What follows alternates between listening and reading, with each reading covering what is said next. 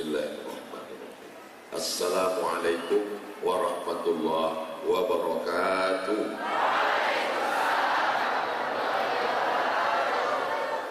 Kumaha sadayana? Nikmat terbesar bisa berkumpul bersama para ulama di tengah majelis ilmu, di tempat orang-orang soleh. Kita syukuri nikmat ini dengan mengucapkan alhamdulillahi rabbil alamin. Berselawat untuk dia, karena dialah kita bisa bersaudara dari pulau Sumatera nun jauh di sana sampai ke Ciamis, mengandung 9 bulan 10 hari ibu kita dengan suku berbeda, warna kulit dan bahasa, tapi disatukan oleh namanya. Allahumma salli ala Sayyidina Muhammad wa ala alihi wa sahbihi wa barik wa sallim. Yang sama-sama kita hormati Kiai Haji Agus Malik, tadi disebut primus. Yang kedua, Ketua Yayasan Kiai Haji Nono Anak. Kemudian kebanggaan kita Kiai Haji tapi bisa jadi wakil gubernur, sudah didoakan untuk jadi presiden, Kiai Haji Uu Rushanul Ulum. Kemudian Kiai Haji Sarif Hidayat, Kiai Haji Saiful Uyun, Kiai Haji Profesor Dr. Yani Fadil Ainu Saksi, para ajengan, para kiai, alim ulama, muslimin muslimat, hadirat, semua yang hadir ini insya Allah dimuliakan Allah Subhanahu wa ta'ala. Amin ya rabbal alamin. Tema kita santri berprestasi. Ustadz Somad tidak boleh ceramah di luar tema. Santri berprestasi. Mana dia santri yang berprestasi itu? Ada di hadapan Ustadz Agus.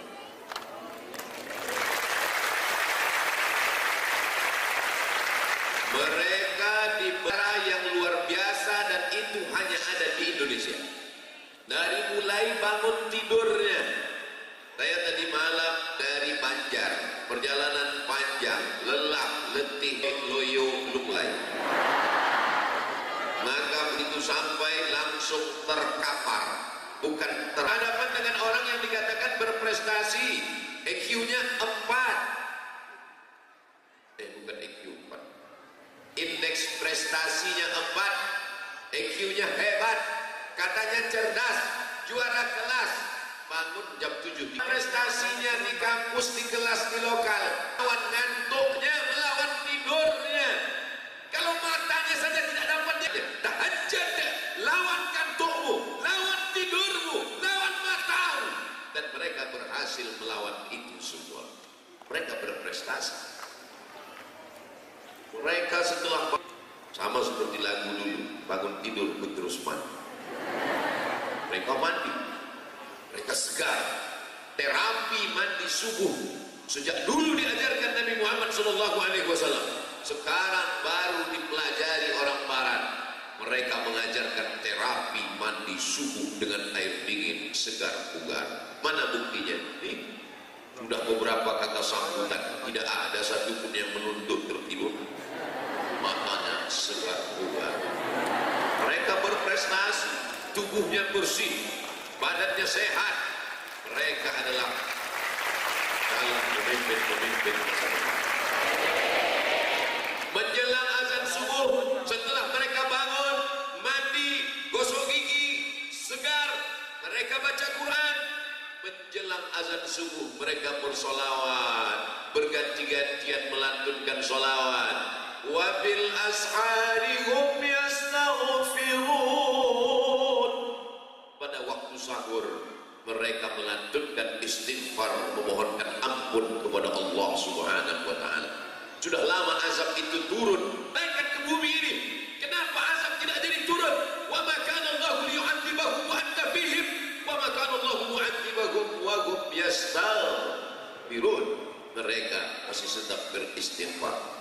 Setelah itu mereka tetap sarapan pagi. Karena kalau tidak sarapan, mereka tidak bisa masuk pelajaran ke kepala mereka. sesuai isi kepala dengan isi perut. Di sini perut, di sini kepala. Jangan sampai di sini kepala, di sini juga perut. Lalu kemudian setelah itu mestinya hari ini mereka masuk kelas, tapi mereka rela mengorbankan kelas mereka karena kedatangan ujian akhir semester.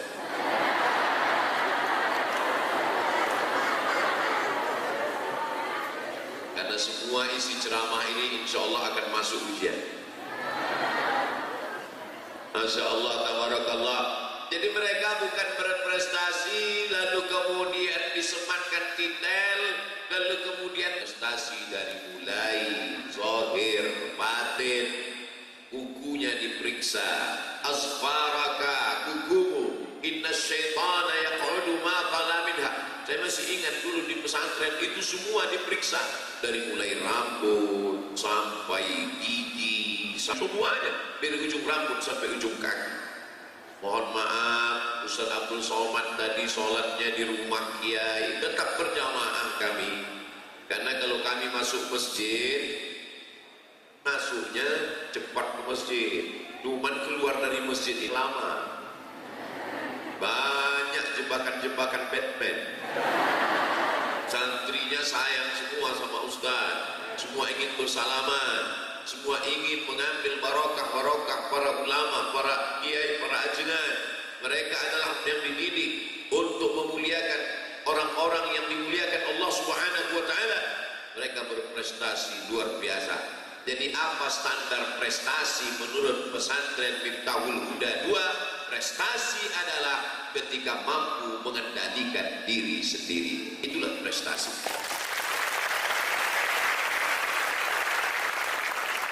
Berapa orang tua yang sanggup membangunkan anaknya bangun pagi?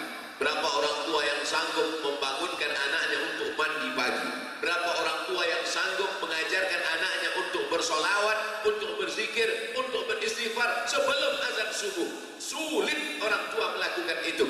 Tapi ketika dia serahkan anaknya ke pesantren, anaknya mendapat label santri, maka mereka mengamalkan itu 3 tahun, 5 tahun, 6 tahun lamanya. Setelah keluar mereka dari pesantren ini, mereka adalah orang-orang yang mandiri, mandi sendiri, mandiri.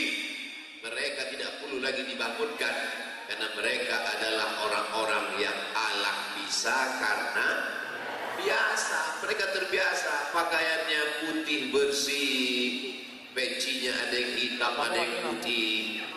Mereka adalah anak-anak yang terdidik luar biasa. Daftarkan segera anak-anak Anda ke Miftahul 2 sebelum tanggal penutupan berikut ini.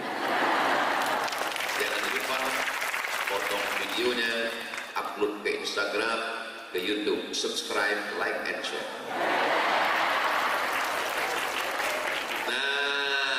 Setelah mereka berhasil di pesantren selama 6 tahun lamanya, zahir batin mereka sehat, kepala mereka diisi dengan nahu, sharaf, mantik, ma'ani, bayan, balaghah, fikih, qawaidul fikih, usul fikih, fikih ibadah, fikih muamalah, fikih siasah.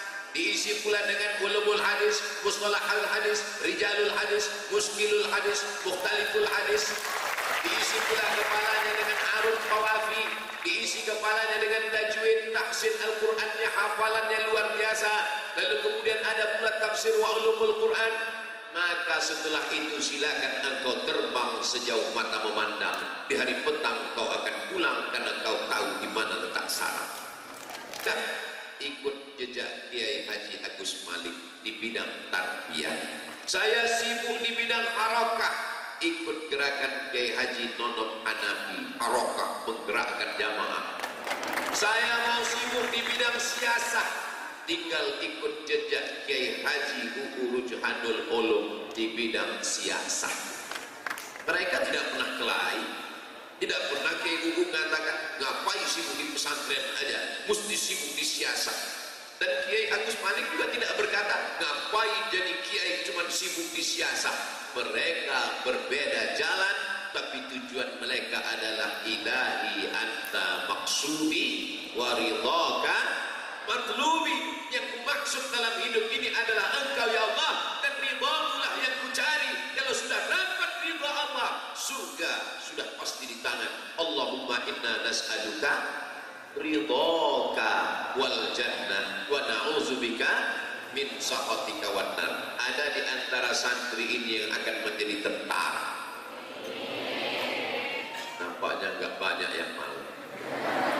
Tapi kalian mesti ada yang jadi tentara, anakku. Supaya apa? Supaya ketika aku yang ceramah, kalian yang mengawal, sehingga yang gila-gila jadi waras.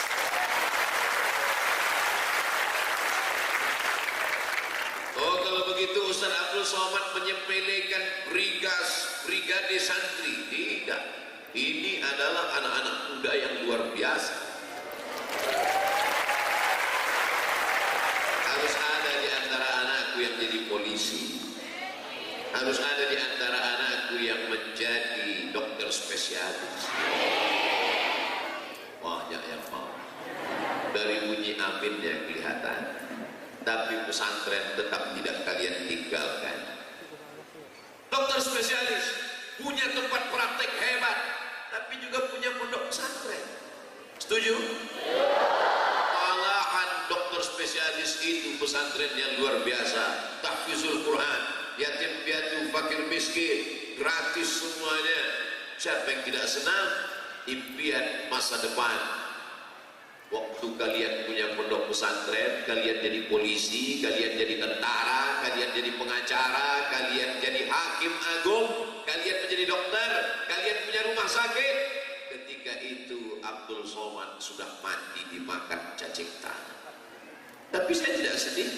Sebab apa? Sebab pahala kalian mengalir ke makam Abdul Somad. Inilah namanya multi level marketing.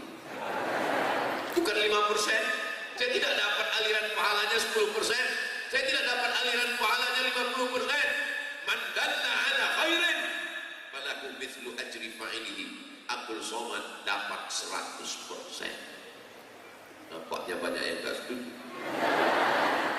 Anak-anakku yang dimuliakan Allah Subhanahu wa taala, sampai masanya ucapan ini akan terjadi pada diri kalian.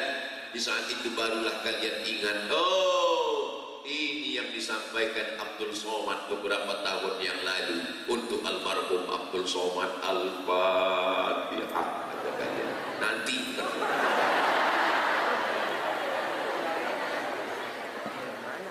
gajah umurnya sama dengan manusia, matinya 60-70 tahun. Tapi gajah begitu lahir sempoyongan, tegak berdiri, langsung lompat bisa lari. Tapi manusia tidak begitu. Dia mesti merangkak, dia mesti belajar duduk, dia mesti belajar berdiri, setelah itu baru berlari. Proses manusia lambat. Mengapa manusia lambat? Karena dia mesti diisi dengan ilmu pengetahuan, mesti diisi dengan akhlakul karimah. Di pesantren inilah kalian dididik. Akidahnya Imam Abdul Hasan Al-Asy'ari, fikihnya Muhammad bin Idris Asy-Syafi'i, tasawufnya Junaid Al-Baghdadi, Ahlus Sunnah wal Jamaah, sampai mati tetap la ilaha illallah Muhammadur Rasulullah. Bahwa nanti kalian belajar fikih Hanafi, fikih Maliki, fikih Hambali, tidak masalah, karena kalian sudah kuat dalam bidang mazhab Syafi'i. Diawali dari matan takrib, lalu kemudian fathul qarib, lalu kemudian naik kepada i'anatul talibin, lalu kemudian kalian selesaikan mahalli. Setelah itu baca kitab-kitab besar, lalu kemudian setelah itu bisa membaca kitab 4 mazhab, Bidayatul Mujtahid wa Nihayatul Muqtasid, Imam Ibn Rushd, lalu kemudian membaca fikih mazhab yang lain. Gak apa-apa untuk muqaranah, perbandingan, itu adalah kekayaan fikih. Tapi kalian sudah punya pegangan, kalian seperti pokok kayu, akarnya tunggal, menghunjam ke bumi, tapi pucuknya ke atas. Kalian akan dikenang sepanjang zaman. Kalian akan menjadi pemimpin negeri ini, insyaallah. Amin. Tapi setelah Kiai Bubu, karena tadi sudah didoakan Kiai Nono, setelah beliau 2 periode baru antum. Gak ada yang mengaminkan. Aminnya sir, Pak Ustaz.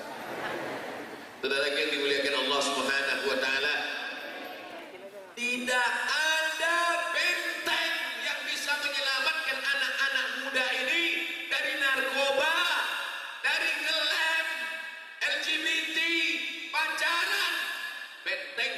terakhir adalah benteng pondok pesantren.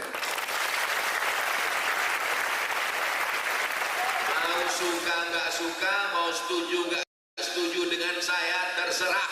Wahai pakar-pakar pendidikan, wahai yang hebat-hebat dengan teori pendidikan, siapa yang bisa menyelamatkan anak kalian dari sabu-sabu, dari khamar, dari seks bebas, dari LGBT? Tidak ada yang bisa menyelamatkannya kecuali pondok pesantren. Betul. Pakar-pakar pendidikan yang hebat-hebat itu ceramah ke sana kemari, memberikan seminar, lokakarya. Apa yang terjadi? Anaknya cabut, pacaran, pakai sabu-sabu, inek, mabuk, zina. Siapa yang bisa menjaga mereka? Yang bisa menjaganya adalah kiai. Yang ada bisa menjaganya ibu nyai. Yang bisa menjaganya adalah guru-guru di pondok pesantren. Ya Allah, balas kebaikan para kiai, sehatkan badan mereka, panjangkan umur mereka ya Allah, ya Rabbal Alamin. Aset bangsa sebanyak ini, siapa yang bisa menyelamatkan? Ya wajamil, wajamil, wajamil sidnan nabi, wajamil. Suaranya bagus, wajahnya ganteng. Betapa senang calon-calon mertuanya. Kalau orang tua sudah pasti senang. Makanya nanti kalau ada anak-anak muda ini, nasib baik anak saya laki-laki. Kalau nasib anak saya perempuan, saya pilih salah satu jadi menantu saya. Saudaraku yang dimuliakan Allah Subhanahu wa taala, ini anak-anak yang ganteng, yang bersih, yang suci ini good, bagus. Look, dilihat. Good looking, enak dilihat. Bukan radikal. Takbir. Masalah tenaganya jangan ditanya lagi. Jalan kaki sampai ke Jakarta dia kuat.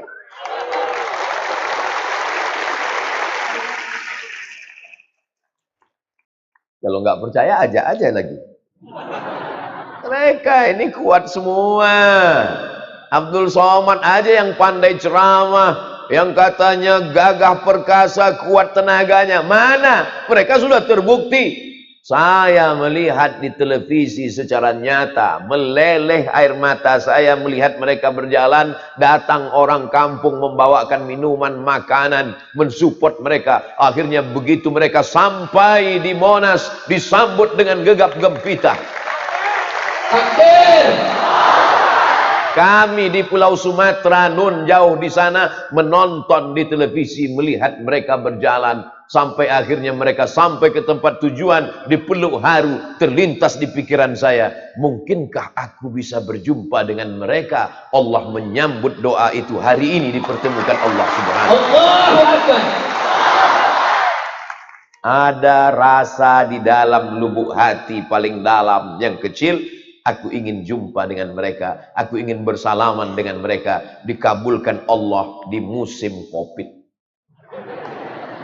Yang katanya nggak mungkin bisa keluar kota, yang katanya nggak mungkin bisa ketemu, yang katanya nggak mungkin, tapi Allah berkehendak. Innama amruhu iza arada syai'an ayyakula lahu kun.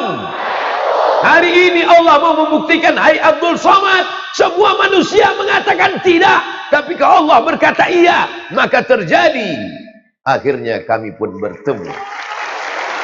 Nah, itu diajarkan di kepala santri. Santri-santri diajarkan demikian. La ini jitama'atil ummatu, berkumpul semua umat, ala ayyadurruka bisyai'in, ingin memudaratkanmu. Semua umat di dunia ingin berkumpul memudaratkanmu. La yadurruka illa bisyai'in qad kataballahu alaik. Tidak akan terjadi kalau tidak ditetapkan Allah Subhanahu wa taala. Rufi'atil aqlam, pena sudah terangkat. Wajaffatis suhuf, tinta sudah terangkat, pena sudah terangkat, kertas-kertas takdir sudah kering, kematian sudah di tangan kuasa Allah. Ketakutan tidak memperlambat kematian, keberanian tidak mempercepat kematian. Allah yang berkuasa atas segala sesuatu. Wa huwa ala kulli syai'in. Itu kan yang ada dalam kepala kiai, yang ada dalam hati santri, maka mereka bisa berjalan sejauh itu. Saya ngelihat di Google Map aja capek. Saya tulis Ciamis ke Jakarta, enter. Beloknya banyak sekali. Berapa jam baru sampai? 4 jam sekian menit. Mereka bisa. Ternyata punya kekuatan. Kekuatan itu datang dari mana? La haula wala quwata illa billah. Saya sebetulnya tidak layak menceramahi anak-anakku sekalian.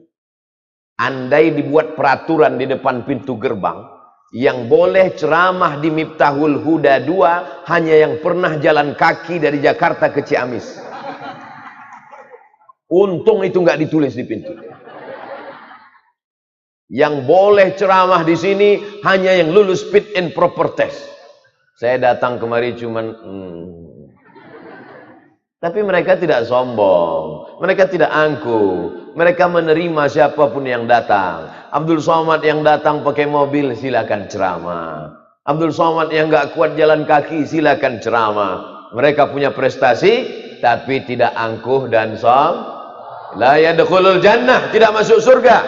Man kana fi qalbihi, siapa yang dalam hatinya mithqala habbatin min khardalin min kibrin, ada sombong sebesar biji sawi. Kenapa mereka tidak sombong? Karena mereka dididik oleh para kiai. Tadi pagi waktu mau makan, Ustaz Abdul Somad silakan sarapan, saya ambil piring.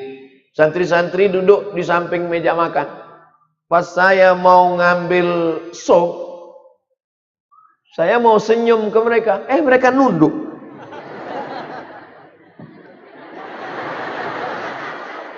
Saya maksudnya mau senyum, nunduk. Gimana saya mau senyum?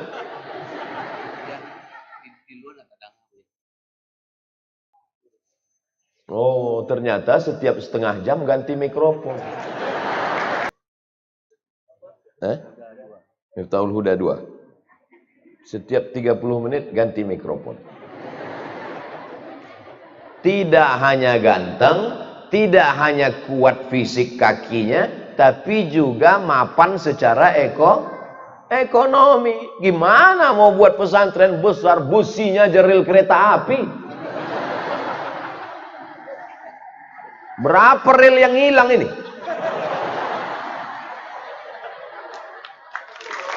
Oleh sebab itu, ini santriwan santriwati ini nanti akan menjadi entrepreneur. Cita-cita mereka tinggi, setinggi bintang di langit, tapi kaki mereka tetap nginjak ke bumi. Sebab kalau kakinya nginjak ke bumi itu hantu. Mereka adalah cita-citanya luar biasa. Ada di antara mereka nanti yang akan menjadi pedagang tahu tempe. Gak banyak yang mengaminkan. Memang dia pedagang tahu tempe, tapi ekspor-impor 5 kontainer sehari ke Jepang. Tadi pas dibilang tahu tempe, amin. Pas 1 hari 5 kontainer ke Jepang, amin. Saudaraku yang dimuliakan Allah SWT, cita-citanya mesti tinggi. Ini pas ditanya, nah cita-citanya mau jadi apa? PNS. PNS cuma 2 juta sebulan. Nah, Ustaz Somad mentang-mentang udah keluar dari PNS. Enggak, bukan itu. Banyak orang sekarang standar berhasilnya kalau sudah PNS. Anaknya di mana sekarang? Alhamdulillah sudah tamat dari ITB. Udah PNS? Belum. Misalnya ada 2 anak muda mau meminang anak gadis. Calon mertuanya nanya, yang mana yang PNS? Yang ini. Yang ini masih ya wira swasta. Kira-kira yang diterima wira swasta atau PNS? Tuh ngaku. Kalau semua mau jadi PNS, gimana alam kita akan terjaga, terpelihara? Maka mesti lahir entrepreneur dari pondok pesantren Miftahul Huda 2, insyaallah. Nanti saya akan ketemu dengan alumni Miftahul Huda 2, tiba-tiba datang ke Pekanbaru Riau. Assalamualaikum Ustaz Abdul Somad. Waalaikumsalam. Kamu dari mana? Dari Ciamis. Alumni Miftahul 22. Iya betul Pak Ustaz. Mau apa nih? Mau mengembangkan karamba ikan Pak Ustaz. Ikan apa? Ikan paus. Saudaraku yang dimuliakan Allah, maka ke depan sumber daya alam Indonesia yang gemah ripah loh jenawi, tongkat dan batu jadi tanaman, ini mesti dikelola dengan baik, dan yang mengelolanya itu adalah anak-anak pesantren. Walau anna ahlal qura amanu, kalau penduduk negeri itu beriman, wattaqau, dan takut kepada Allah. Syaratnya cuma dua, iman kepada Allah dan takut kepada Allah. Maka Allah akan berikan dua. La fatahna alaihim barakat. Akan kami bukakan barokah minas sama, dari langit, wal ard, dari bumi. Indonesia akan menjadi baldatun thayyibatun wa rabbun ghafur. Pondok pesantren tetap tumbuh, yang memperbaiki di bidang siasah politik tetap ada di antara anak-anakku ini yang menjadi bupati, wali kota, wakil gubernur, menteri, presiden, menteri BUMN, menteri luar negeri, dan semuanya. Amin. Koordinasinya akan terjalin dengan baik. Maka menjadi santri bukan kehinaan. Menjadi santri adalah prestasi luar biasa. Jangan ketika di pesantren merasa dibuang orang tua. Saya tidak mau itu terjadi pada anakku. Jangan nanti sore-sore duduk di bawah pohon bambu. Sampai hati ayah membuang aku ke pesantren. Duduk sore-sore, mulutnya terbuka. Bukan cuma lalat yang masuk, hantu pun masuk. Kerasukan, bebegi. Tapi insya Allah semuanya tenang, semuanya betah di pesantren. Semuanya tahan kuat di pesantren. Pesantren zaman sekarang nggak seperti di pesantren zaman Ustaz Abdul Somad dulu. Dulu Ustaz Abdul Somad di pesantren kurang gizi. Banyak teman-teman Ustaz Somad dulu ketika sholat sujud yang pertama sekaligus sujud terakhir. Gak bangun-bangun, tidur. Tapi anak-anak pesantren Miftahul Huda sehat-sehat semua. Dulu teman-teman Ustaz Abdul Somad malam baru boleh tidur jam 11. Jadi habis sholat isya itu semua harus baca buku. Wow, teman-teman Ustaz Somad bawa kamus Al-Munjid fil Lughati wal A'lam ke masjid. Rupanya untuk bantal.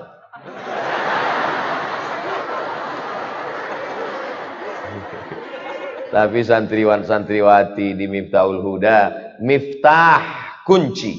Kuncinya aja sebesar ini. Apalagi surganya. Mala a'yunun ra'at, belum pernah dilihat mata. Wala udhunun sami'at, belum pernah didengar telinga. Wala khatara ala qalbi bashar, belum pernah terlintas di hati manusia. Yang lugu, sehari ini dia sudah menjadi pemimpin bangsa. Disitulah baru kita bangga melihat kebanggaan seorang kiai, seorang guru, seorang wali kelas. Bukan rumahnya yang besar, bukan mobilnya yang mewah, bukan jabatannya yang tinggi. Karena mereka tak ada pernah punya ingin jabatan. Tapi ketika melihat murid-murid mereka berhasil. Di salah satu pulau di Riau, pelatihan. Sampai di pulau itu ada satu laki-laki ngelihat terus. Pas ngelihat sekali, dia ngelihat lagi. Lihat sekali, lihat lagi. Pas lihat lagi, dia senyum. Wih, jangan-jangan nih hombreng. Lama dia mendekat. Anak muda ganteng itu mendekat. Dia tanya, Ustadz masih ingat dengan saya? Enggak. Saya mahasiswa Ustadz dulu. Oh, kamu ngapain di sini? Saya PNS baru lulus dan sekarang ditugaskan di sini. Ada kebahagiaan, kebanggaan yang tak bisa dibayar dengan apapun anakku. Maka tunjukkan prestasi kalian. Ayah ibu yang melahirkan kalian 9 bulan 10 hari lamanya. Di Ciamis mengandung masih 9 bulan. Di tempat lain 4 bulan. Disusukannya kalian 2 tahun anakku. Meregang nyawa dia melahirkan kalian. Di Ciamis melahirkan masih meregang nyawa. Di tempat lain mudah. Bersin lahir. Yang diinginkan ayah ibu kalian. Melepas lumpuhnya kena matahari demi kalian bisa sekolah. Apa yang diinginkannya dari kalian? Mereka tidak minta apa-apa. Apa ada ibu-ibu santri ini yang mendoktrin anaknya? Kamu sudah sekolahkan di pesantren, nanti kalau tamat pesantren tolong belikan mama gelang emas sebesar rantai sepeda. Enggak ada, mereka minta macam-macam. Andai kami mati, kami enggak minta apa-apa, nak. Kami cuma minta kalian di tengah malam bangun tahajud dan berdoa. Rabbighfirli wa liwalidayya warhamhuma kama rabbayani shaghira. Siap? Siap? Siap? Insya Allah. Masya Allah. Ingat, sudah janji semua dengan Ustadz. Jangan ada dusta di antara kita. So sweet, gitu lah. Ramah di pesantren itu saya jadi muda lagi. Jadi sekarang ini saya tidak merasa 43 tahun. Saya merasa jadi ya santri latihan pidato. Tapi kalau ceramah di panti jompo itu memang nangis bawaan. Kalau ceramah takziah itu memang. Tapi kalau ceramah dulu kan begitu, latihan pidato. Assalamualaikum warahmatullahi wabarakatuh. Hayya nashkurullah azza wa jalla alladzi qad a'tana fursatan thaminatan hatta nastati'a an najtami'a fi hadzal makanil mubarak. Wa nusalli wa nusallim ala sayyidina wa maulana Muhammad. Dihafal terus cepat-cepat. Soalnya kalau pelan grogi hafalannya hilang. Latihan. Pramuka tetap aktif. Pas hari-hari libur, hari-hari Sabtu, hari Ahad itu dulu di pesantren boleh izin keluar sama security, sama satpam, boleh keluar izin. Nah, biasanya untuk menghadapi izin itu saya disuruh karena saya agak berani daripada yang lain. Mat. Dulu mereka nggak manggil Ustadz, mat aja. Mat, tolong izin. Nah, izin. Pak security, Pak satpam, kami boleh izin keluar sebentar. Oh, nggak boleh. Nah, sebentar aja, Pak. Ayolah, keluarlah. Nah. Cuman berteman mesti dengan kawan sahabat yang baik-baik. Jangan berteman yang enggak baik. Ustadz dulu sebetulnya baik, cuman teman kurang baik. Ustadz baik, teman kurang baik, ngajak cabut. Ustadz nggak mau, cuman karena godaannya kuat akhirnya. Man, ayo kita cabut. Oh enggak. Ayolah, yang satu ngajak. Ayolah. Ah enggak, aku nggak mau cabut. Bencong. Akhirnya kita. Begitu kuatnya pergaulan. Tapi kalau di pesantren insya Allah baik-baik semua. Kalaupun preman, ya preman syariah. Allahu Akbar. Tapi kalau di luar sana, kenakalannya sudah di luar syariat Islam. Kenakalannya pergaulan bebas.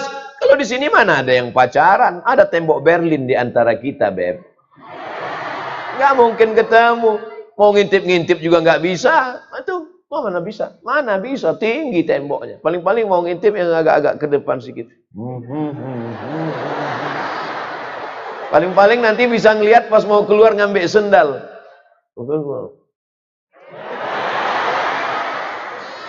Kalian tetap terjaga di pesantren, terjaga zahirnya, terjaga batinnya, terjaga kemaluannya, terjaga kehormatannya, terjaga rambutnya. Kalau kita pergi ke pasar, mau beli buah apel, buah jeruk, mau apel jeruk yang dibungkus plastik atau yang terbuka kena matahari lisut? Yang dibungkus plastik atau yang terbuka kena matahari? Yang dibungkus plastik, paham? Nggak paham, banyak-banyak makan obat pencerdas otak. Mereka paham, tapi porsi kepala mereka sudah dihabiskan oleh matan al-ajurrumiyah. Mereka sudah dihabiskan oleh al-kawakibud durriyah. Mereka sudah dihabiskan oleh matan alfiyah lengkap dengan syarah sawinya. Sudah dihabiskan oleh Sahih Bukhari dengan Fathul Barinya. Sudah dihabiskan oleh matan Arba'in dengan syarah Al-Fathul Mubin bisyarih Al-Bari'innya. Maka tak pernah terfikir untuk yang lain. Andai pun ada yang kirim surat, "Aa, sudikah denganku? Nanti kan kupinang kau dengan bismillah." Inilah anak-anak muda yang berprestasi, insya Allah. Nanti setelah dia menjadi dokter spesialis, jilbabnya panjang, raut wajahnya teduh bekas air wudhu, tahajudnya di tengah malam, masuk dia ke rumah sakit Ciamis membawa jarum suntik. Bismillahirrahmanirrahim. Yasin wal Qur'anil Hakim. Innaka laminal mursalin ala siratim mustaqim. Semua yang di ruang ICU itu sehat minta pulang. Padahal semuanya selama ini stres, depresi, sempit, mau mati. Tapi begitu dokter spesialis yang alumni pesantren Miftahul Huda 2 itu datang, kedatangannya membawa rahmat, bukan membawa laknat. Tapi begitu datang dokter spesialis yang tidak tamat pesantren, yang tidak pernah belajar agama, yang rambutnya 3 warna merah kuning kelabu, bentuknya seperti durian, kukunya hitam semua, datang ngamuk-ngamuk, marah-marah. Mana pasiennya? Mana? Yang sakit-sakit itu langsung sakaratul maut. Ini Abdul Somad ini ngawur ini. Ini dalilnya dari mana? Huwallazi anzalas sakinata fi qulubil mu'minin. Siapa yang menurunkan ketenangan ke dalam hati pasien itu? Allah. Ala bidzikrillahi tatmainnul.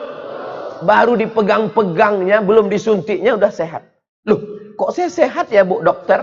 Karena sesungguhnya sehat itu datang dari Allah. Obat itu hanya sarana saja. Yang ngomong gitu siapa? Dokter. Lama hidup banyak dirasa, jauh berjalan banyak dilihat, lama jadi ustadz banyak yang curhat.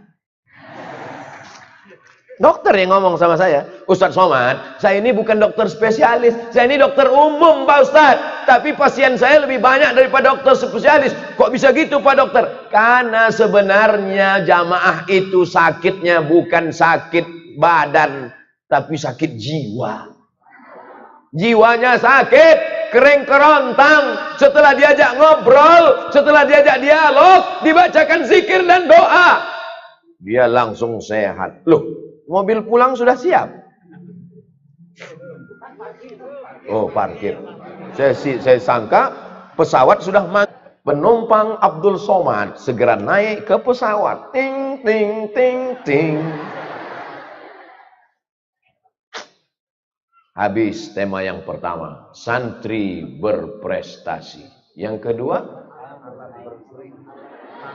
alam berseri. Santri berprestasi 45 menit. Tadi saya mulai jam 7.15, sekarang jam 8. Temanya 3. Pertama, santri berprestasi 45 menit, 1 mikrofon. Yang kedua, alam berseri. Apakah sesuai tema dengan keadaan pondok pesantren? Sesuai, alamnya berseri. Pohon-pohon kayu tidak ditumbang. Tuh pohon durian belum berbuah. Durian itu kan? Durian. Ini pula ada pohon bambu. Man qata'a sidratan. Siapa yang memotong sebatang pohon sidir, sawwaballahu ra'sahu finnar. Sungkurkan kepalanya ke dalam api neraka. Satu batang pohon kau potong, sungkurkan kepalanya dalam api neraka. Bagaimana kalau memotong pohonnya bukan 1 tapi 5 hektar? Gara-gara memotong pohon di atas gunung, maka akar pohon tidak menahan tanah. Ketika hujan lebat, banjir, longsor, hancur semua masyarakat mati. Tidak ada keseimbangan alam. Datanglah santriwan santriwati, mereka bukan cuma hafal kitab nahwu sorof mantik balaghah balaghah ma'ani bayan, tapi juga mereka menjaga keseimbangan alam. Jangan-jangan kan Pak Wakil Gubernur warna hijau. Sorbannya pun warna hijau. Nabi itu punya jubah.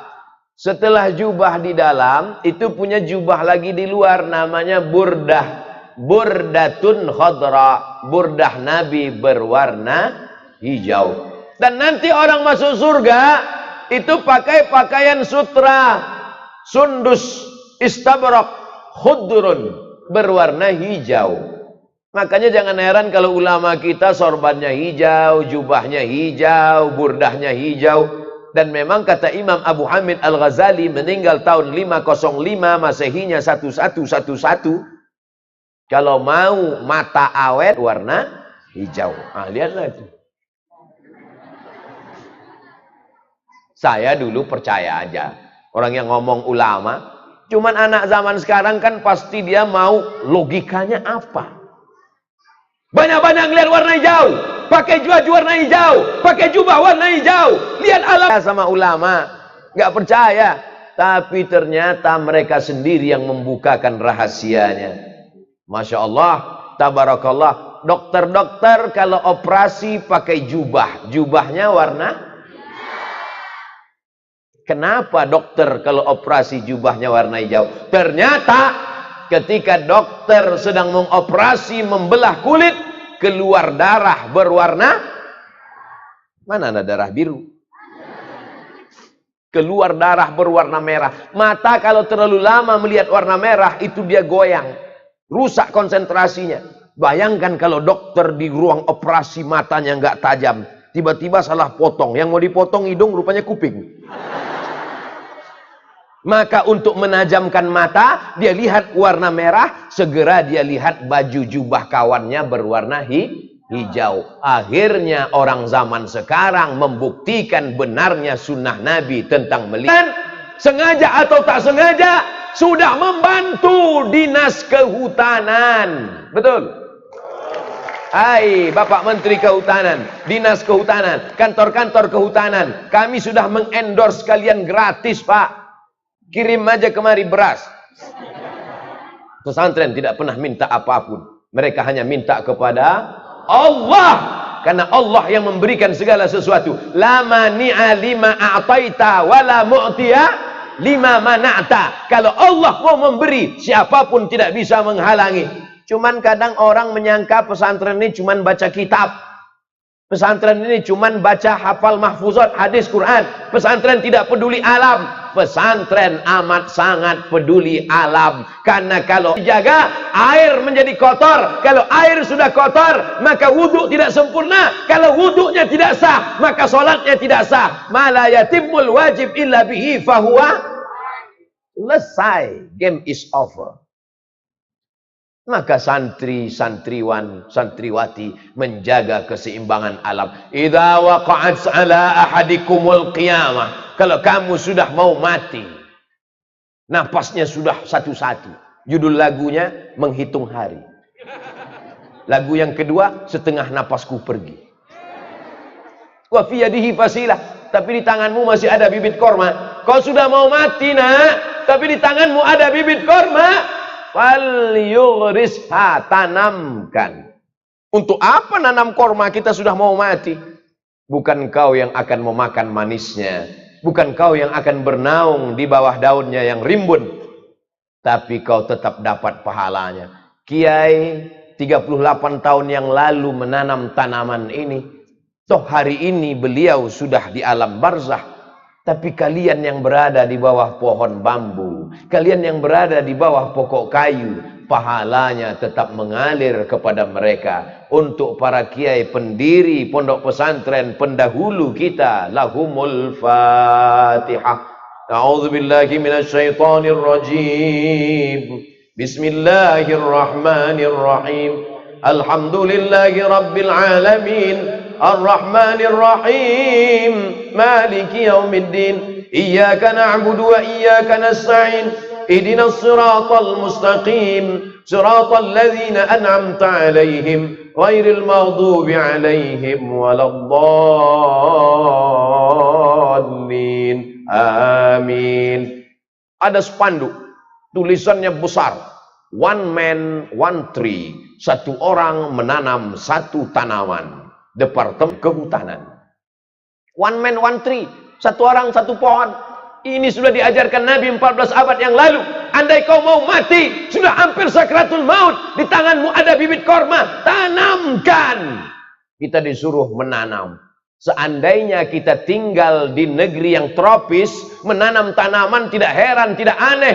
Tapi yang menyampaikan disuruh menanam ini Nabi Muhammad sallallahu alaihi wasallam di tengah gurun pasir di kota Al-Madinah Al-Munawwarah, kering kerontang. Mudah-mudahan anakku semuanya dapat rezeki halal bisa berkunjung ke makam Rasulullah sallallahu alaihi wasallam. Lihat nanti anakku, di sana ada satu kebun korma yang ditanam dengan tangan Nabi Muhammad sallallahu alaihi wasallam. Sampai hari ini korma itu tetap hidup, tidak mati. Ketika itu Salman Al-Farisi dijanjikan oleh tuannya, Salman, aku akan memerdekakan engkau dengan syarat engkau tanam 300 batang korma, aku akan merdekakan engkau. Salman menanam korma 1 batang, 2 batang, lewat Nabi Muhammad sallallahu alaihi wasallam. Nabi bertanya, ada apa Salman? Aku menanam korma ya Rasulullah. Tuanku menjanjikan kalau aku tanam 300 batang aku akan merdeka. Nabi ikut menolong Salman dan hari ini kebun korma itu terus mati induknya, datang anaknya, mati anaknya, datang cucunya, mati cucunya, datang cicitnya, mati cicitnya, aduh entah apa lagi namanya. Tapi yang jelas sampai hari ini masih ada, bisa dimakan buahnya, disebut dengan korma Nabi. Man tasabbaha, siapa yang pada waktu paginya makan 7 butir korma Nabi, tidak diganggu setan sampai sore dan tidak akan kena racun. Tidak kena racun, tidak diganggu setan. 7 butir waktu pagi. Siapa yang nggak percaya, silakan makan 7 butir, datang ke dukun santet, silakan santet, santet, santet, santet.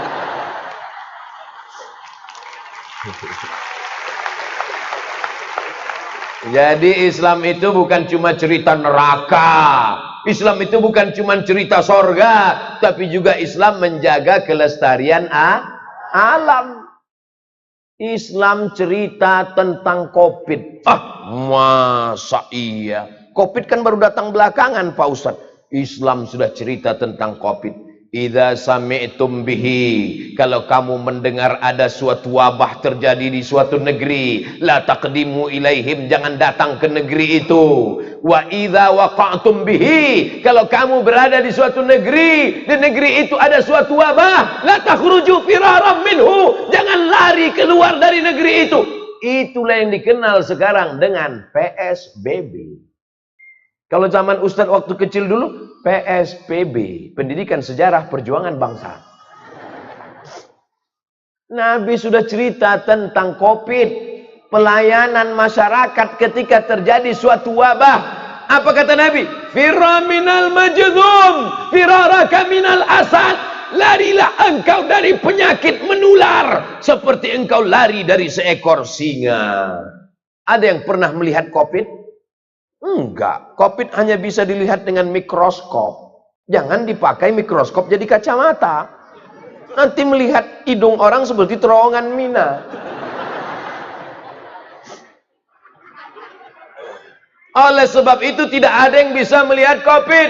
Makanya ada yang menantang COVID. Hari ini ada yang nantang COVID. Mana COVID? Biar saya makan pakai bakwan. Tapi Nabi mengajarkan firra minal majzum, firaraka minal asad. Larilah engkau dari wabah penyakit seperti engkau lari dari seekor singa. Nabi sedang mengumpamakan sesuatu yang tidak terlihat dengan mata, kuman, bakteri, wabah diserupakan dengan singa. Makanya tadi kita diajarkan pakai masker, menjaga protokol kesehatan. Ustadz Abdul Somad pun tetap jaga protokol. Mana tuh Ustadz ceramah nggak pakai masker? Nih, makanya digantungkan terus dari tadi. Pakai masker kan nggak beri dagu Pak Ustadz di mulut. Oke, kita pasang di mulut. Allah semuanya. Apa ini? Oleh sebab itu maka jangan jadi fitnah. Allahumma inna na'udzubika min fitnatil mahya wal mamat wa min syarri fitnatil covid. Ada fitnah baru di akhir zaman, fitnatil covid wa fitnatil medsos. Saudaraku yang dimuliakan Allah Subhanahu wa taala, siap santri-santri menjaga alam semesta tetap indah, nyaman dan hijau. Ya. Oleh sebab itu santri menjadi pelopor, agent of change, agen perubahan. Jadi yang selama ini tidak peduli dengan alam semesta, hantam saja, bantai saja, potong saja, sampai anak cucu tidak kenal hutan, tandus jadi gurun pasir. Nanti 200 tahun yang akan datang, orang akan berkata, wahai cucu-cucuku, di zaman dulu ada namanya hutan. Cucuku dulu ada namanya hewan, tapi sudah punah semua. Sudah namanya kelinci saurus. Punah semua hewan. Tapi hari ini alhamdulillah kita tetap jaga. Kita tidak memotong pokok kayu sembarangan. Kalaupun dipotong ada yang hasil manfaatnya. Kalau tidak, la yabulanna ahadukum fil ma'id daim. Tidak boleh buang limbah di air yang tidak mengalir. Ada kolam, empang tidak mengalir, yabulu, bala, yabulu, baulan. Buang air kecil dia di situ. Nggak boleh. Kenapa? Karena kau sudah merusak alam. Tapi kalau dia mengalir, maka boleh. La yabulanna ahadukum fil juhri. Tidak boleh buang air kecil di lubang tanah. Pergi masuk ke hutan yang hijau rimbun, lihat kiri kanan nggak ada orang, nampak ada lubang tanah, lalu kemudian maaf, beribu maaf, buang air kecil di lubang tanah. Boleh apa nggak boleh? La yabulanna. Ada taukid di sana. An-nahyi lit-tahrim. Enggak boleh buang air kecil di lubang tanah. Alasan dalam Hasyiah As-Sindi. Hasyiah As-Sindi syarah Sunan An-Nasai. Apa kata beliau di sana? Kenapa tidak boleh buang air kecil di lubang tanah? Karena lubang tanah itu adalah masakinul jin. Ada jin-jin yang ada di dalam. Bayangkan anak jin sedang walimah. Tiba-tiba datang banjir bandang, angin puting beliung, twister, tsunami. Apa enggak ngamuk itu jin? Makanya banyak orang kerasukan gara-gara mengganggu rumah jin. Kenapa tidak boleh buang air kecil di lubang tanah? Rupanya di dalam lubang tanah itu ada hasyarat, semut-semut kecil, anai-anai, binatang-binatang kecil di dalam. Tiba-tiba datang air bah tumpah. Mereka sedang pilkada. Habis baleho-baleho mereka. Rusak komputer-komputer KPU di dalam. Pernahkah orang berpikir tentang semut-semut kecil di dalam lubang tanah? Pernah. Nabi Sulaiman alaihissalam, ketika pasukan Nabi Sulaiman akan lewat di tengah hutan, Nabi Sulaiman taat. Jangan lewat. Jangan. Kenapa wahai Sulaiman? Aku mendengar panglima semut sedang berkata, ya ayyatuhan namlu dkhulu masakinakum. Wahai semut-semut, masuklah kamu ke sarang kamu, karena pasukan Sulaiman akan lewat. Kalau kekuasaan tidak ada semut yang teraniaya. Betul? Kalau santri yang menjadi wakil gubernur, maka tidak akan ada semut yang teraniaya. Betul? Makanya doa Kiai Nonop tadi jangan cuma sekedar wakil gubernur, tapi akan menjadi pemimpin Indonesia di masa akan datang. Setuju apa enggak setuju? Setuju apa enggak setuju? Bukan saya yang ngomong, Kiai Nonop. Ceramah kemari. Ustadz Somad tetap Kiai Nonop di bidang harakah. Kiai Agus tetap di bidang tarbiyah, Kiai UU di bidang siasah. Semuanya bekerja sama, tidak saling menyalahkan. Wa ta'awanu 'alal birri wa taqwa. Kami semua menjadi strikernya, menyerang ke depan.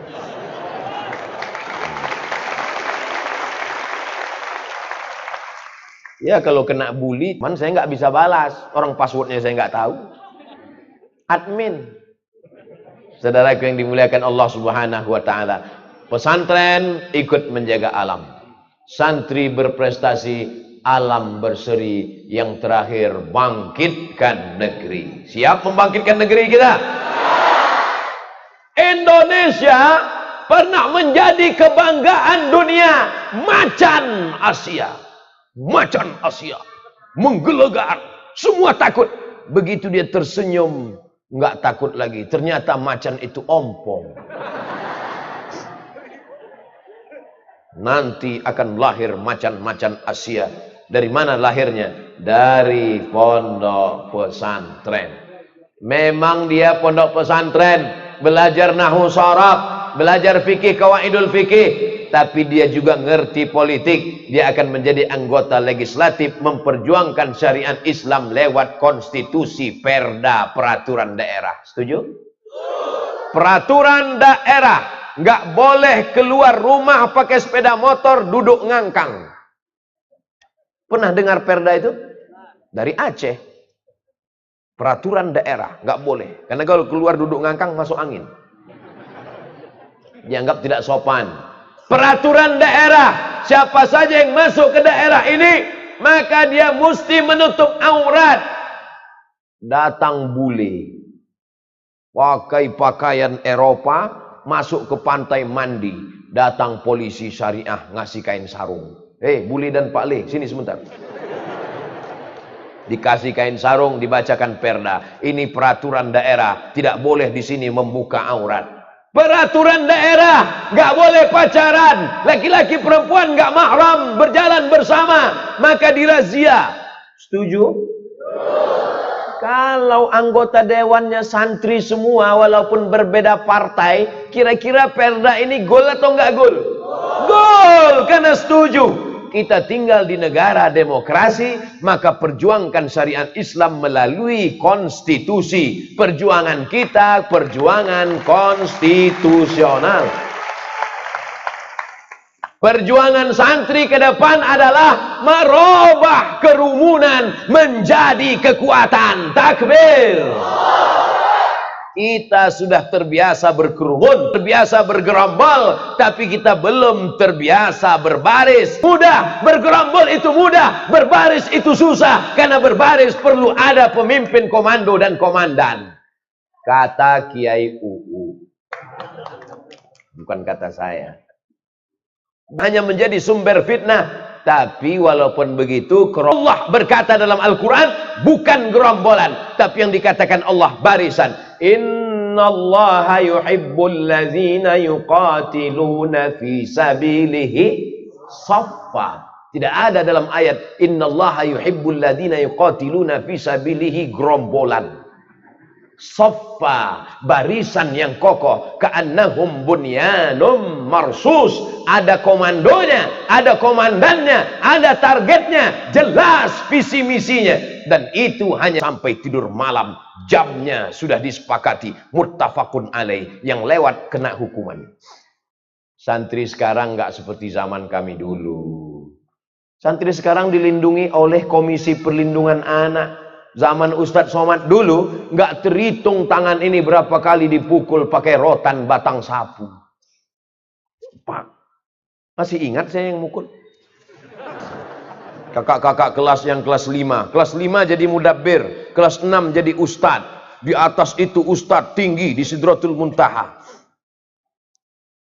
Masya Allah, tabarakallah. Dendam ustadz dengan senior-senior itu? Enggak. Setiap saya ceramah keluar kota ketemu. Saya nggak dendam, cuman kalau dia ngundang saya nggak datang. Tetap silaturahim. Kami ketemuan alumni, abang dulu yang mukul kan? Iya. Semua jadi indah pada saatnya, semua jadi indah. Kenangan-kenangan yang dulu itu luar biasa. Mat, masih ingat man? Apa? Dulu kita waktu nyuri bumbu pecel. Hari Sabtu, hari Ahad itu banyak kedatangan tamu. Emaknya datang, bapaknya datang, kakaknya datang, neneknya datang, bawa rambutan, bawa bumbu pecel. Tapi dia bakhil bin pelit bin medit. Saya nggak nakal, cuman teman-teman saya ini. Mat, yang ini halal nih, ghanimah ini. Tapi kami udah minta maaf, udah damai. Masya Allah, tabarakallah. Santri sekarang baik-baik semua. Kelihatan dari wajahnya, soleh-soleh. Enggak seperti kami dulu. Kami dulu nakal-nakal. Nakal aja bisa jadi orang, apalagi yang soleh.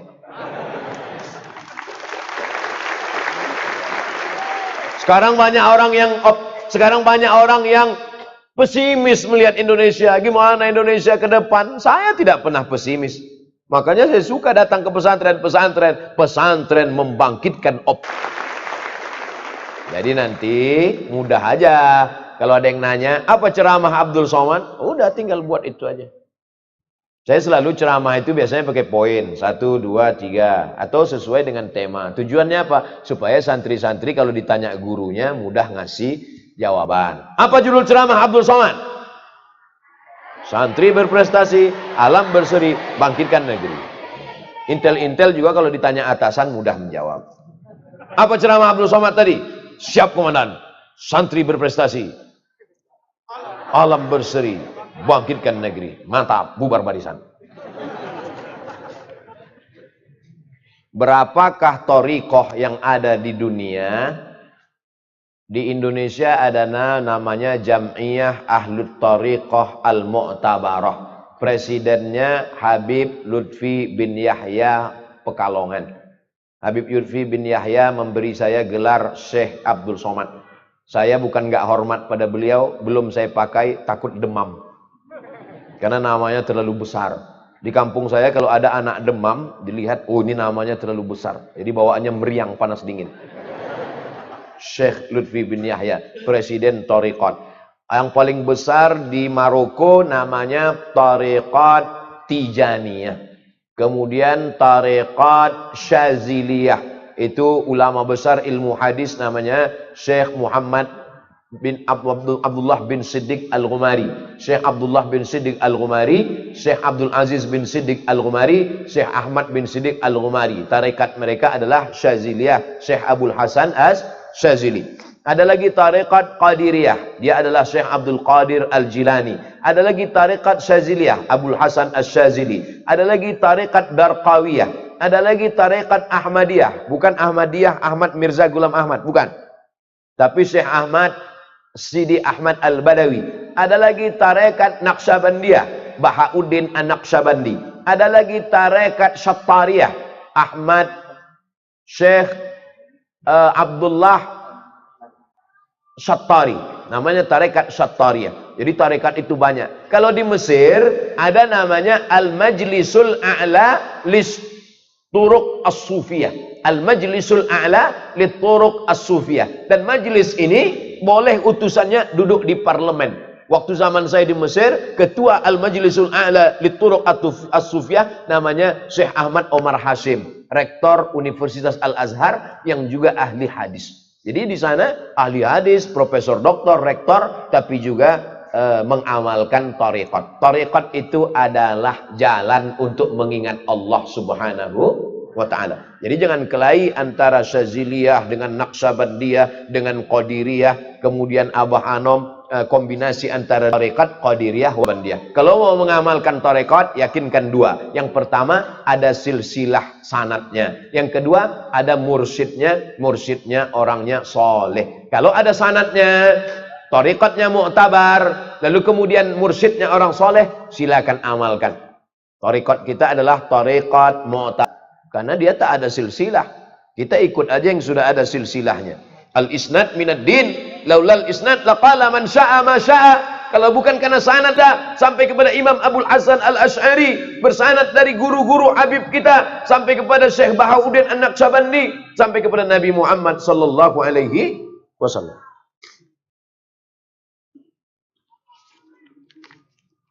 Bagaimana cara membedakan petunjuk yang datang ke dalam hati, apakah itu dari Allah atau dari setan? Sementara petunjuknya sama-sama baik. Wah, berarti itu setan syariah. Lil insani lammatani. Manusia itu punya dua lammah. Lammatul malaikah, bisikan dari malaikat namanya ilham. Sedangkan bisikan dari setan namanya waswasah. Oleh sebab itu sebelum tidur kita berwudu dulu, salat sunat witir dulu, bismika Allahumma ahya wa amut. Jangan baca sekarang, nanti ketiduran. Sebelum makan minta lindung kepada Allah. Anak-anak kecil didoakan seperti doa Nabi untuk Sayyidina Al-Hasan dan Sayyidina Al-Husain. U'idzukuma bikalimatillahi tammati min kulli syaitanin wa hammati wa min kulli ainin lammah. Maka insya Allah kita terjaga, terselamat dari itu. Tapi kalau ada bisikannya sama-sama baik, disebutkan dalam kitab Al-Lumah, ditulis oleh Imam Saraj At-Tusi, ahli tasawuf. Kalau engkau masuk ke dalam hutan, ketika sampai tiba-tiba burung-burung yang ada hinggap di pohon kayu mengucapkan salam kepada engkau. Saya masuk ke dalam hutan, Tiba-tiba burung itu mengucapkan salam. Assalamu alayka ya Abdus Somad. Waalaikumsalam. Masuk ke dalam hutan, burung-burung mengucapkan salam kepada engkau. Bagaimana cara mengucapkan salam? Datang rasa bangga, keluar dari hutan lalu bicara, akulah wali Allah. Semua burung sudah bersatu mengucapkan salam kepadaku. Sesungguhnya kau wali setan. Kenapa? Karena tidak mendatangkan rasa takut kepada Allah. Makanya saya pernah nanya, ini jadi ustadz viral ini, jangan-jangan ini dari setan. Kalau ada rasa sombongmu dalam hati Abdul Somad, berarti kau setan. Tapi kalau dalam hatimu ada rasa takut kepada Allah, makanya saya tidak pernah datang ke Miftahul Huda 2 ini, datang untuk berceramah. Tidak, na'udzubillah. Aku datang ingin bersilaturahim kepada mujahid-mujahid fisabilillah. Allahu Akbar. Aku datang kemari mau belajar kepada mereka bagaimana ikhlas kepada Allah. Maka niatnya mesti diluruskan. Maka kalau sampai dalam hatimu ada rasa bangga, ada rasa ujub, ada rasa sum'ah, ijabul mar'i binafsihi unwanu dha'fi aqlihi. Na'udzubillah. Ustadz, kan sekarang lagi gencar-gencarnya NKRI harga mati. Sedangkan yang dibawa mati secara hakikat adalah Islam. Manakah yang lebih tepat antara NKRI harga mati dan Islam harga mati? Kalau kita mati nanti, yang dibisikkan ke telinga sebelah kanan, La ilaha. Ada pernah melihat waktu dibisikkan NKRI? Ada. Tapi hubbul watan minal iman. Kita tetap sayang jaga NKRI supaya kita bisa beribadah dengan tenang, supaya kita bisa melaksanakan rukun iman, rukun Islam dengan tentram, supaya tidak bisa berkelahi, berhancur lebur perang. Maka kita tetap jaga keamanan, kedamaian, tapi kita tetap wala tamutunna illa wa antum muslim. Jelas? Itu ada santri yang bawa sorban. Naik ke atas, ikan-ikan besar ada di atas. Santri naik ke atas. Mohon pencerahannya menyikapi hukum waris di zaman sekarang, laki-laki perempuan itu disamaratakan. Padahal dalam konsep Al-Quran jelas bagian laki-laki dan perempuan itu dibedakan. Dalam kasus ini boleh apa tidak? Lidzakari mislu hazzil sayain. Anak laki-laki dapat 2 kali bagian anak perempuan. 2 kali diulang Allah dalam Al-Quran. Tidak ada ayat yang paling detail, ayat paling lengkap kecuali tentang waris. Walakum nisfu ma taraka azwajukum illam yakul lahunna walada fa in kana lahunna waladun falakumur rubu'. Kamu dapat setengah harta istrimu kalau tidak ada anak. Kalau ada anak, kamu dapat 1/4. As-sumun 1/8. As-sudus 1/6. As-thuluts 1/3. An-nisfu setengah. Disebutkan secara detail Al-Quran. Siapa yang merubah hukum Allah? Wa man lam yakum bima anzalallah faulaika humul faulaika humul fasiqun faulaika humuz zalimun. Maka tidak bisa amandemen manusia untuk merubah hukum Allah Subhanahu wa ta'ala. Jangan coba-coba untuk merubah hukum Allah. Laki-laki diberikan 2 kali bagian perempuan, bukan berarti diskriminatif, bukan berarti merendahkan perempuan. Kenapa laki-laki diberi lebih banyak? Karena laki-laki bertanggung jawab memberi nafkah, mahar nikah. Ar-rijalu qawwamuna 'alan nisa. Saya kena juga nih. Saya pakai sarung tapi di dalam tetap pakai celana.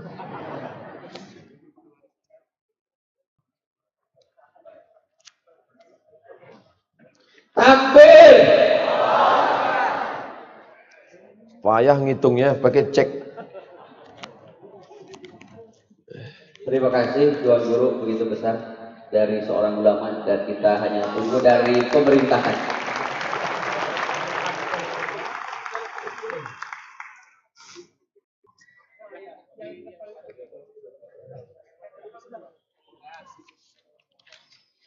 Kapankah seseorang bisa dikatakan ikhlas yang sesungguhnya? Apakah malaikat tahu ada yang ikhlas di antara kita? Ustaz Somad tanya sekali lagi. Adakah malaikat tahu keikhlasan hati kita? Tidak.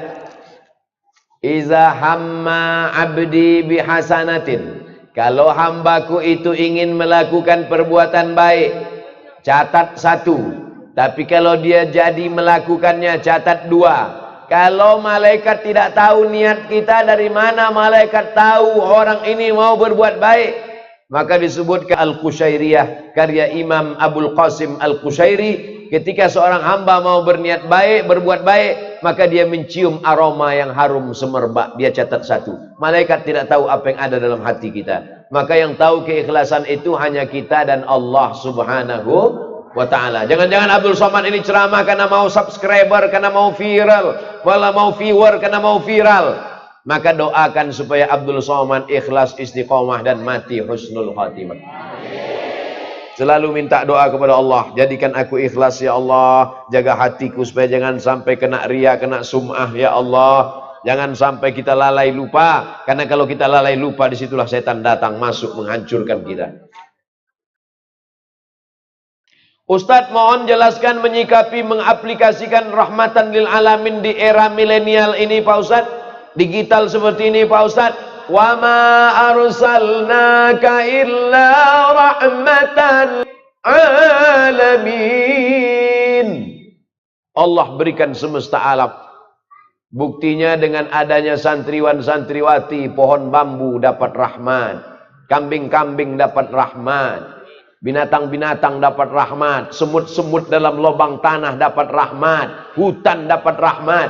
Maka di era milenial ini, anak-anak muda buat vlog, vlognya juga rahmat. Ambil handphone, letakkan di pohon bambu, langsung buat video pendek. Hai guys, dimanapun berada, sebagai seorang mukmin, jangan kau tebang hutan, selamatkan hutan. One man, one tree, sunnah Nabi SAW. Jangan lupa subscribe, like and share. Gak sulit buat video pendek, simple, sederhana. Jadi kalau mau buat vlog, vlognya rahmatan lil alamin. Kalau mau buat channel, channelnya rahmatan lil alamin. Kalau mau buat video, videonya mendidik. Kalau mau buat film pendek, film pendeknya menjadi film yang tontonan, menjadi tuntunan. Insya Allah santriwan santriwati akan melahirkan produk-produk yang bermanfaat, entrepreneur-entrepreneur yang menyelamatkan umat dan bangsa insya Allah. Amin. Maaf aku mau bertanya, kedua orang yang bisa bermimpi dengan kanjeng Nabi katanya orang soleh. Apakah kita sebagai orang penuh dengan dosa mungkin gak bisa bermimpi dengan baginda Rasul Sallallahu Alaihi Wasallam Pak Ustadz? Man ra'il manami faqad ra'ani. Siapa yang melihat aku dalam mimpinya maka sesungguhnya dia melihat aku. Di anna syaitana la yatamatsalu bi, karena setan tidak bisa menyerupai aku. Saya bertemu dengan seorang bukan ulama, bukan ustadz, manusia biasa. Dia pegawai di salah satu kantor bupati. Dia bermimpi melihat Nabi sallallahu alaihi wasallam. Ketika selesai sholat, Nabi menghadapkan wajahnya. Disitulah saya melihat dan dia mengaku, akulah Nabi Muhammad. Saya tanya, apa amalan Bapak? Ada tetangga saya ngejek saya, ngajak saya berantem. Terus saya maafkan dia. Saya pengurus masjid Pak Ustadz. Tiba-tiba tetangga saya ngajak saya kelahi gara-gara masalah di dalam masjid. Yang benar saya. Siapapun ditanya yang benar saya. Dia nantang saya ngajak berantem. Saya nggak mau. Malamnya saya mimpi Nabi. Ternyata kita bisa bertemu dengan Nabi kalau kita mau memaafkan orang lain. Saya tanya si bapak, bapak nggak mau berantem itu bapak takut dengan dia? Enggak Pak Ustadz, jago karate, sabuk hitam dan 1. Kalau mau saya tinju dia mati. Dia jago karate, sabuk hitam, masih muda, sehat walafiat, punya jabatan di kantor bupati, tidak mau berkelahi, bertemu dengan Nabi Muhammad SAW. Jadi karena ketulusan hati, kebaikan. Andai saya ada yang seperti posisi dia, sabuk hitam jago karate, patah-patah saya buat. Oleh sebab itu maka maaf juga luar biasa. Ini salah satu contoh manusia biasa yang bukan ulama bisa bertemu dengan Nabi Muhammad sallallahu alaihi wasallam. Bolehkah ketika hukum negara atau hukum sudah tidak ditegakkan, kita tegakkan secara pribadi? Kalau boleh gimana caranya? Kalau tidak boleh bagaimana solusinya? Nabi sallallahu alaihi wasallam di kota Makkah Al-Mukarramah dalam keadaan lemah, teraniaya, maka solehnya untuk diri dan keluarga. Jadi kalau kita merasa dalam keadaan teraniaya, tidak bisa menegakkan hukum Allah, maka dakwahnya hanya untuk pribadi dan keluarga. Periode Makkah Al-Mukarramah. Tapi ketika sudah di kota Madinah Al-Munawwarah, dia punya kekuatan, maka dia wajib menegakkan hukum Allah Subhanahu wa ta'ala. Maka dalam bingkai negara kesatuan Republik Indonesia, kita bisa memasukkan hukum-hukum syariat Islam ke dalam konstitusi melalui peraturan daerah. Kalau DPR nggak setuju, melalui Perbub, peraturan bupati, Pergub, peraturan gubernur, Perwako, peraturan wali kota. Maka insya Allah dalam demokrasi suara terbanyak itulah yang menang. Kalau yang banyak orang baik, yang banyak orang soleh, yang banyak santri, maka kebenaran pasti akan menang. Makanya jangan hiruk pikuk pesantren saja, tapi ditebarkan di tengah seluruh umat sesuai dengan profesi kita masing-masing. Tablik akbar tidak hanya di pesantren, tablik akbar di stadion, tablik akbar di GLBK, Bandung Lautan Api, 100.000 orang, tidak hanya santri, semua pengusaha, bisnismen, masyarakat, pemabuk, yang mabuk-mabuk pun ikut pengajian, sementara ngaji berhenti mabuk, habis itu mabuk lagi. Paling enggak pas mabuk itu dia berhenti. Paling enggak pas sedang pengajian dia stop sejenak. Ini dakwah, ini ada ring 1, ada ring 2. Ini yang santri-santri ring 1, baca kitab. Tapi ada yang ring 2, ada yang ring 3. Oleh sebab itu maka ini mesti dikelola dengan baik dakwah-dakwah ini. Dengan berbagai macam metodenya. Itulah yang dapat Ustadz Somad sampaikan. Yang baik-baik datang dari Allah, yang tidak baik dari hamba Allah yang dhaif. Maukah santriwan santriwati memaafkan silap salah Al-Fakir Abdul Somad? Sudikah mendoakan Abdul Somad supaya istiqomah dan mati husnul khatimah? Mudah-mudahan kita dipertemukan di surga bersama Nabi Muhammad sallallahu alaihi wasallam.